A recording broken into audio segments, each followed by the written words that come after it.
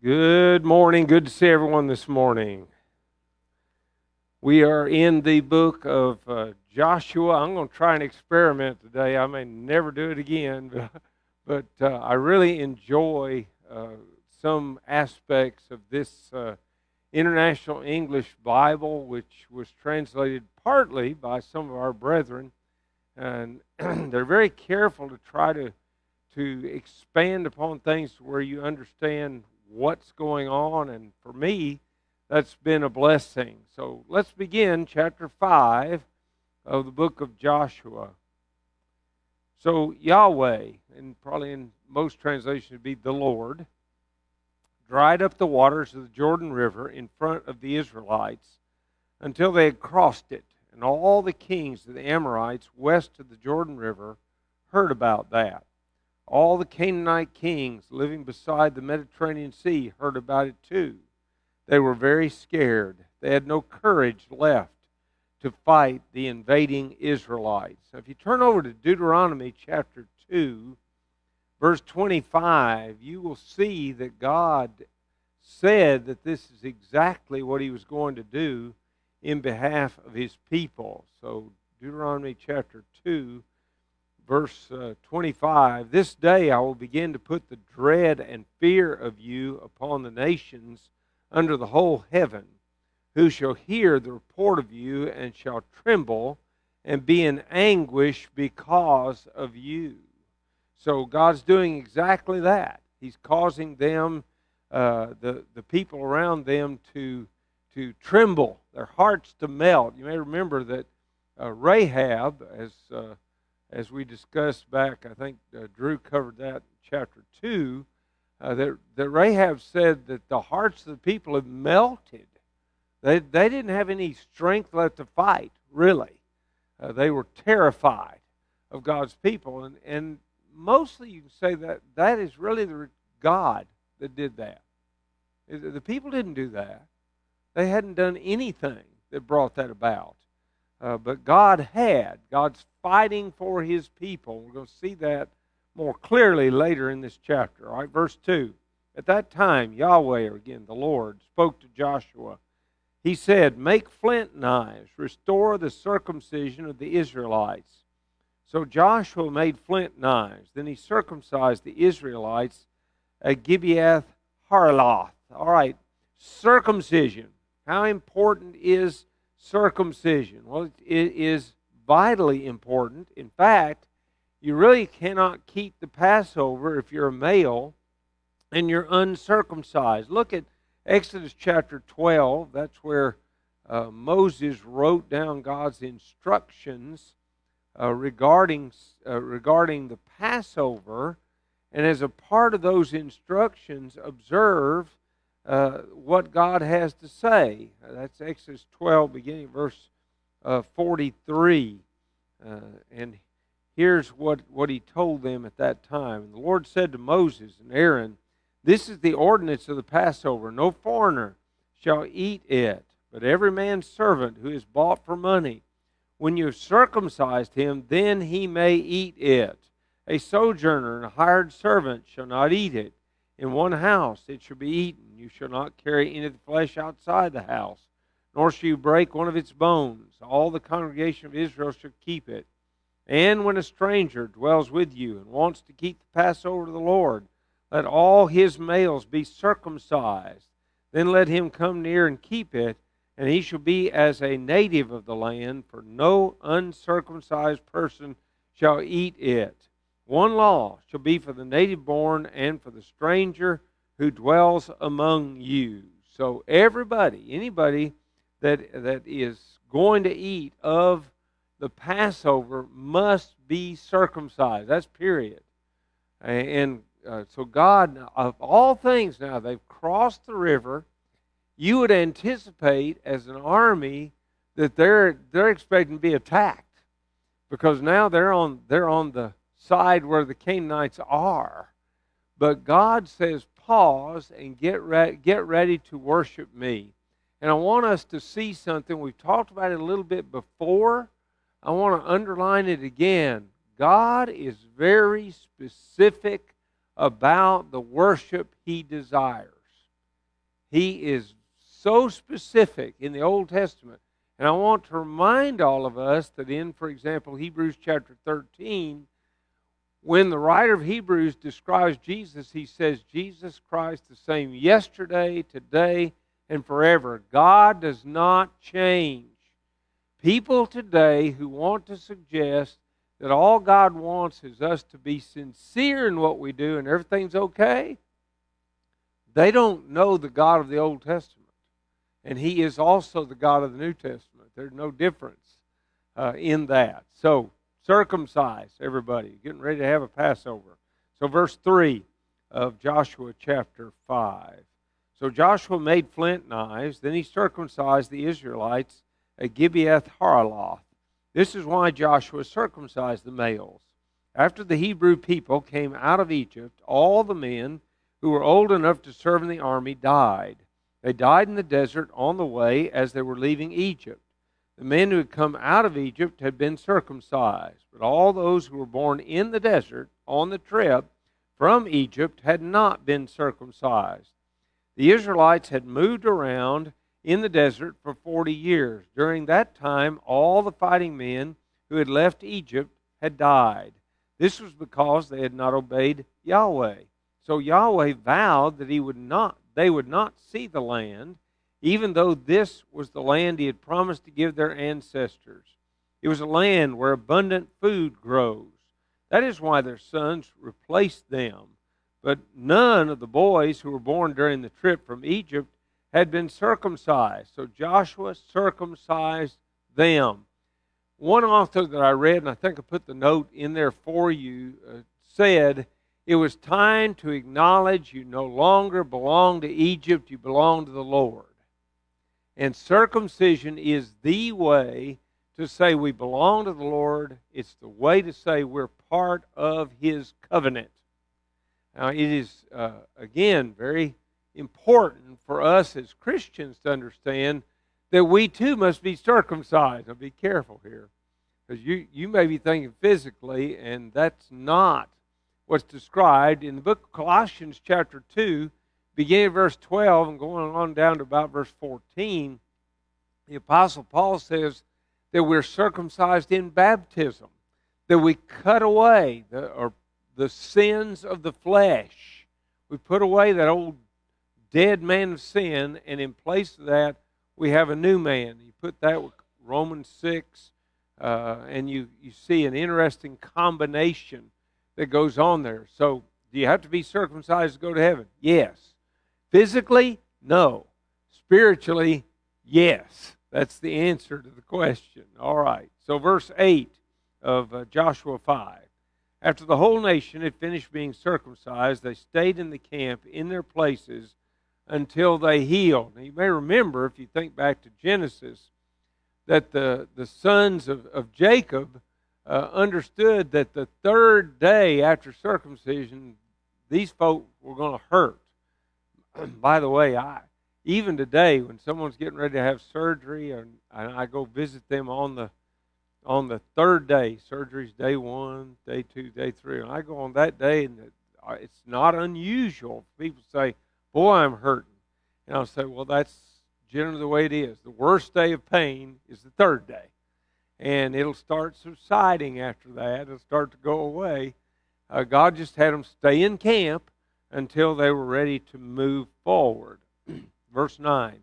Then Yahweh spoke to Joshua, as slaves in Egypt, everybody looked down on you, but today I've removed that stigma. So Joshua named that place Gilgal. And the word Gilgal basically means to roll. So he rolled away the stigma. He put it aside. And in place of that, they're his people. And the writer says it's still called Gilgal, even today. The people of Israel were still camping at Gilgal on the plains of Jericho. It was there on the evening of the 14th day of the month that they celebrated the Passover feast. The next day, after the Passover, on that very day, the people ate some of the food that grew in the land, bread without yeast and roasted grain. When they ate this native grain, the manna stopped coming the very next day. The Israelites received no more manna from God. They ate the food that grew in the land of Canaan that year. Now, God provided in the wilderness manna. I'm suggesting to you that in the promised land, He provided the fruit of the land. And as they defeat the people, they take over all their stores. Only exception to that would, of course, be the city of Jericho. We're going to see that later. But they take over everything. So, think about your house, think about my house. That means if somebody conquered my house, they get my pantry, whatever's in it. Now, there'd be a lot of folk who wouldn't be interested in what's in it, but nonetheless, they get everything. That's what happens here. God provided manna in the wilderness, but when they enter the promised land, they've got the fruit of the land, and they've got everything that the Canaanites have stored up that is there for them, and that'll carry them through until they're able to begin to harvest for themselves, plant and harvest within the land. All right, verse 13 of chapter 5, Joshua was near Jericho. He looked up and saw a man standing in front of him. The man had a sword in his hand. Joshua went to him and asked, "Are you a friend or an enemy?" I believe the New King James says, basically, "Are you for us or are you against us?" Which one is it? And listen to the answer. The man answered, "I am neither. I've come now as the commander of Yahweh's army." We'd say the Lord's army. So who are you for? You know who he's for? He's for himself. He's for God, because that's who he is. Now, who is this? I contend, after a lot of study, that the angel of the Lord and this man here in the Old Testament is most often the pre-incarnate Jesus Christ. It's called a theophany because it's an appearance of God before men. That's what it is. And you say, how do you reach that conclusion? Well, first of all, he's the commander of the Lord's host. Who's the commander of God's army? Well, God is. That's an easy answer. But go ahead and listen. Then Joshua laid down on the ground, face down, and worshipped him. Now, if this were not God, would he accept worship? Read the book of Revelation, you know the answer. Twice in Revelation, John tries to worship an angel, and the angel said, "Don't do that. Get up. I'm a servant just like you are." But in this case, this man, as he's described here, the commander of the army of God, accepts worship, and that means he's God. Because our God is a jealous God. He was in the Old Testament, he is now. And he's not willing to give his worship or allow anybody else to accept his worship. It only goes to him. So then Joshua asked, "Do you have an order for me?" The commander of Yahweh's army answered him, "Yes. Take off your sandals from your feet, because the place where you're standing is holy." And Joshua did so. Now, what made it holy? The presence of God. You get an identical thing that occurs, it seems to me, it's certainly very similar, in the book of Exodus chapter 3, when Moses goes to examine the bush that burns but's never burned up. What happens there? Isn't he told, take your sandals off your feet because you're on holy ground? What makes it holy? It's not Moses. It's not Joshua. It is the presence of God in that place. You see the same thing in the tabernacle whenever they erect it, when they set it up somewhere. Notice you've got the holy place and then the most holy place. Where does the glory of God dwell? It dwells in the most holy place. So what makes it most holy? The presence of God. That's what makes it most holy. All right, chapter 6. The city of Jericho was closed and the gates were shut. They were expecting the Israelites to attack. No one entered into the city and no one came out. Then Yahweh spoke to Joshua and said, "Look, I've given to you Jericho, its king, and all its fighting men." Stop. I have given. Not I'm going to. I gave it to you. One thing we've got to acknowledge about God in Scripture is when He says something, it is as good as done. So when you go and you look, for example, at Genesis chapter 3, verse 15, where He describes how the seed of woman, who I believe is Jesus, is going to bruise the serpent's head. That's a mortal blow. When He says that, you go over to Revelation chapter 13, verse 8, and it says, the Lamb slain from the foundation of the world. Well, you might say, well, He wasn't slain from the foundation of the world.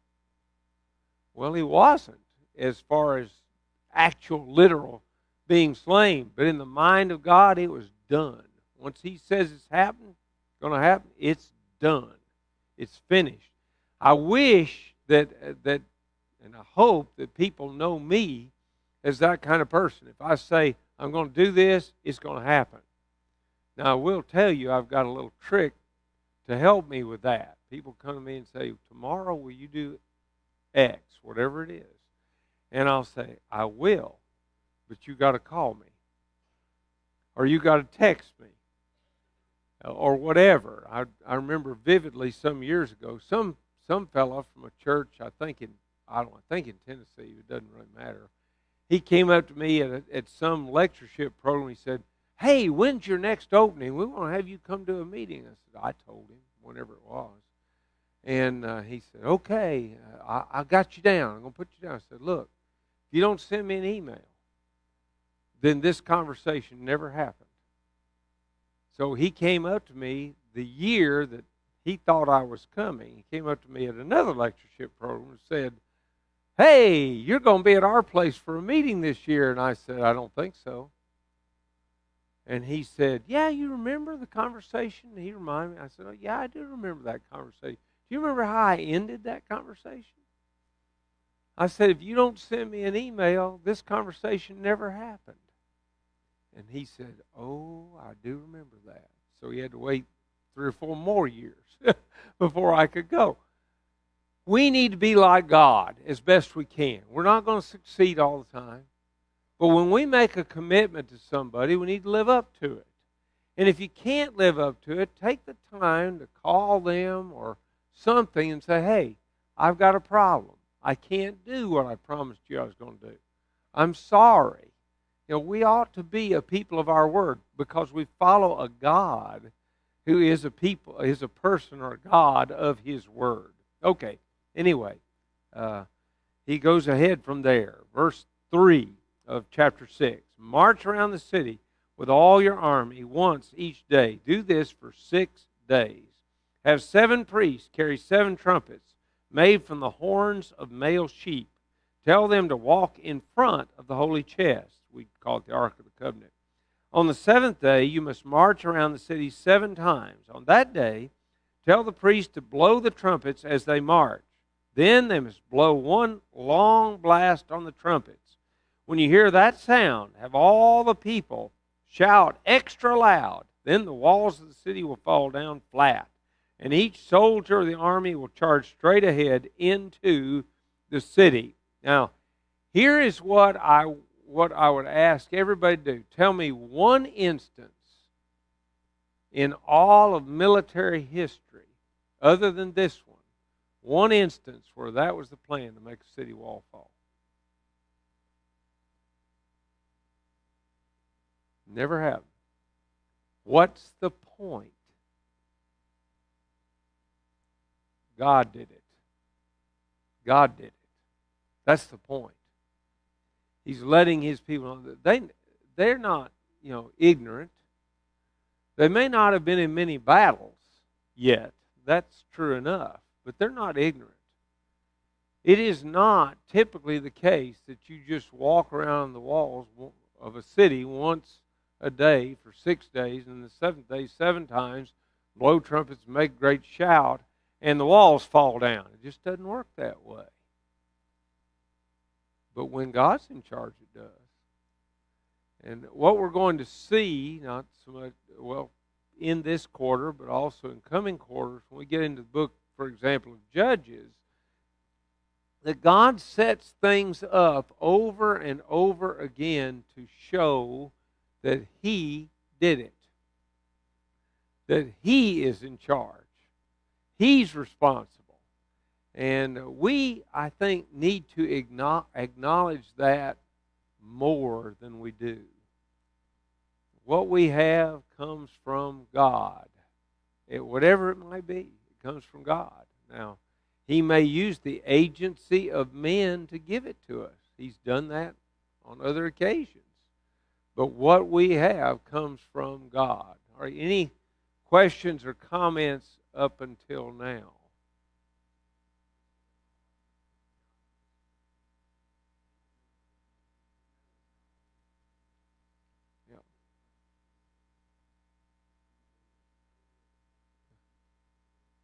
Okay.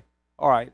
What Drew has said, and I think he's right, is that this highlights the faithfulness of Joshua. He is a military man. He led the battle. You know, remember when Moses had to hold up his hands for them to win? He led the battle on that day. He was the commander of the army on that day. He knows how battles typically are won, but he doesn't ask a single question. All he wants to know is, do you have a command for me? And when he gives him the command, it's basically, okay, we're going to do it. It's reminiscent of some other people. I mean, Noah building an ark in the middle of nowhere, not near enough water anywhere in sight to lift that thing off the ground. Nowhere. But he builds it anyway because God said to do it.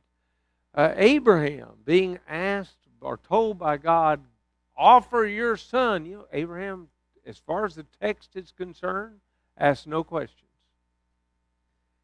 And the writer of Hebrews explains how he achieved that. He thought about it, and apparently. He came to this conclusion. If God tells me to do this to the son of promise, then God must have a way to raise the son of promise from the dead. That's his conclusion. That's tremendous, tremendous faith. Now, even Joshua, at one point in the not too distant future in this book, is going to forget that God's in charge. And it's going to cost them. So I don't want you and I to think that when we slip, when we fail, and we do, that means that, oh, well, I'm not God's person. At that moment, it means I didn't yield to Him. That is true enough. But it doesn't stop me from being God's man or you being God's man or woman. It doesn't stop that. These great men and women of faith are often active in faith, but they do also fall. They stumble. And I don't need to give up because I stumble. You know, I need to realize, well, they got over it. I can get over it too. All right, verse 6, chapter 6, Joshua. So Joshua, the son of Nun, summoned the priests. He said to them, pick up the holy chest of the covenant.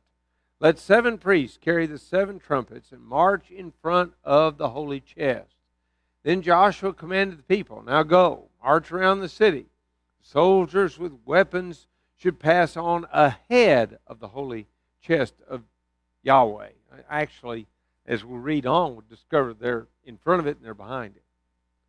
You got armed men in front of it, you got armed men behind it, and they're escorting this Ark of the Covenant, as we most often call it. This translation calls it the holy chest of the Lord. That's what it is, you know, in reality. So we've got an escort but what are they escorting? What is the significance of carrying the Ark of the Covenant around this city every day? What's the significance? God is here. God's here. He's leading the way. He's here. You know, this victory is going to belong to God. He highlights that every day, that He's there and He's going to deal with it. We need, again, I think that's something that all of us need to work on, or we need to keep doing. Take whichever pick works for you. And that is to thank God for every day. And I'm reminded of various people that I run into, and it's fairly common among people of God for me to say, "Well, how you doing today?" "Great. God let me get up today. He's given me this day." And I think that is evident here in what he's having them to do. All right, verse 8. After Joshua spoke to the people, the 7 priests began marching ahead of Yahweh's holy chest. They moved on with the 7 trumpets and blew them as they marched. The priests carrying the chest of the covenant of Yahweh followed them. The soldiers with weapons marched in front of the priests, and some armed men walked behind the holy chest too. The priests were blowing their trumpets continually. I do not know. This is one of my questions I want to ask when we get to heaven. Is there an element of psychological warfare going on here? I do not know, that for sure. But can you imagine how unnerving it would be? I mean, you got this massive army that's right there, sitting not far from your city, and every day a part of that army accompanies this Ark of the Covenant, which the people of the city would not recognize, of course. They wouldn't understand what it was. Every day, they go around, the priests blowing these trumpets. That's it. Then they just walk back to camp and quit. And at what point do you start, does your fear just begin to grow? Your anxiety just intensify. What in the world are they doing? Is the idea. I don't know, but I want to ask, when I get to heaven, God certainly knows who we are and what we're about, and perhaps He's using an element of psychological warfare. We'll one day, maybe, we'll find out. So we've got verse 10. Now Joshua had commanded the people not to give a war cry. He said, "Do not shout, do not say a word until the moment I tell you. Then shout." So the holy chest of Yahweh went around the city one time. Then they went back to the camp and spent the night there. That's an interesting, tactical maneuver, don't you think? It's very difficult to imagine any army, following that kind of a tactic, but that's what they do. Early the next morning, Joshua got up, and the priests carried the holy chest of Yahweh again. And the 7 priests carried the 7 trumpets made of ram's horns. They marched in front of the holy chest of Yahweh, blowing their trumpets as they went continually. The soldiers with weapons marched in front of them. The other soldiers walked behind the holy chest of Yahweh. All this time, the priests were blowing the trumpets. So, on the second day, they marched around the city once. Then they went back to the camp. They did this every day for 6 days. So, what are they up to? What are they up to? What are they up to? 6 straight days. They do that. And then comes the 7th day. On the 7th day, they arose at dawn. They marched around the city of Jericho 7 times. They marched just as they had done on the 6 days before. Now, when they first go around the wall, first trip around the wall, there's nothing new at all. The people in the city have seen this every day for 6 straight days. And maybe as they finish their circuit, they're expecting them to go back to camp. But all of a sudden something different happens. And you got to wonder again what they were thinking inside the city as this went on. So we've got them. However, this verse 16, on the 7th time around, the end of verse 15. However, on that day, they marched around the city 7 times. However, on the 7th time around, the priests blew their trumpets long. They've been blowing their trumpets every day, all the way around, but not a long blast, apparently. Just blasts on the trumpet. That's it. Now they blow a long blast. Then Joshua gave the command, Now shout, Yahweh has given this city to you. The city and everything in it are to be dedicated as an offering to Yahweh. Only Rahab, the prostitute, and everyone within her house should remain alive. They must not be killed. That is because Rahab hid the two messengers whom we sent out. Most definitely, you must not take any of the things that are to be dedicated as an offering to God. If you take such things, then you yourselves will be wiped out. That would also cause much trouble for the entire camp of Israel and put us under a curse. All the silver and the gold and the things made from bronze and iron belong to Yahweh. They're to be set aside for Yahweh. They will go into His special treasury. Here is a biblical reality. God gets the first. He always gets the first. He gets the first fruits of the harvest. He gets the first city they conquer in the land of Canaan. Have you ever read the rest of the book? All the other cities, they get to take the spoil. All of them. But not this city. Why? Because at the outset, their job is to say, effectively, through their actions, God is the one giving these blessings. Now, brethren, I want all of us to pause and think about our own lives. Does God get the first from me? Or does He get my leftovers? It's a very, very important question for me to ask of myself. Does God get a commitment of time at the start of the week that He's going to have no matter what? I'm not just talking about coming together to worship. Of course we want to do that. Coming together for Bible class. Of course we're going to do that. Does God get any other commitment from me? Am I giving Him the very beginning, the very outset of my time? I think that's important. What about my money? I think that we need to quit accepting our check and just depositing it and say, well, I made $100 this week. Look on that check stub. You didn't just make $100 because they held out a certain amount for income tax, for Social Security, for Medicare, I believe, right? Am I not right? Isn't that all on there? That's listed in different ways. You know, I know that. I forget FICA. I don't know how they describe all those things. All I know is that every now and then I feel the pinch. They don't do that with preachers. Every 3 months we got to give them a big wad of money, all at once. And so if I didn't remember that it belonged, that they were going to get their part, I find out. Every 3 months I find out that they're going to get theirs. Look at your check and decide, how much did I really make? Because I don't believe the government ought to supersede God Almighty. Do you? You think the government ought to get a cut of a larger piece of pie than God gets a cut of?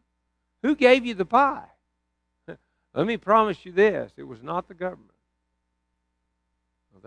Some people within the government like you to think that the government gave it to you, but no, God gave it to you.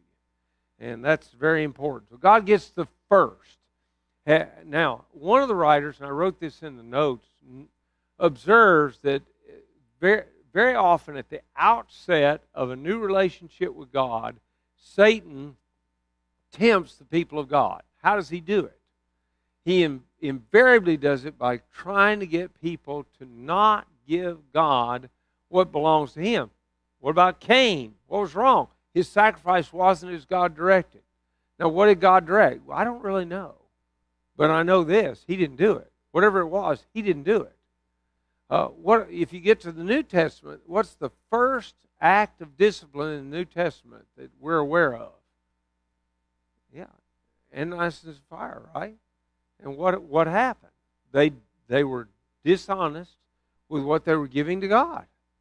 It happens over and over and over again. It's going to happen here. We're not going to talk about it this week, but except to say that Joshua made it clear, this city belongs to God.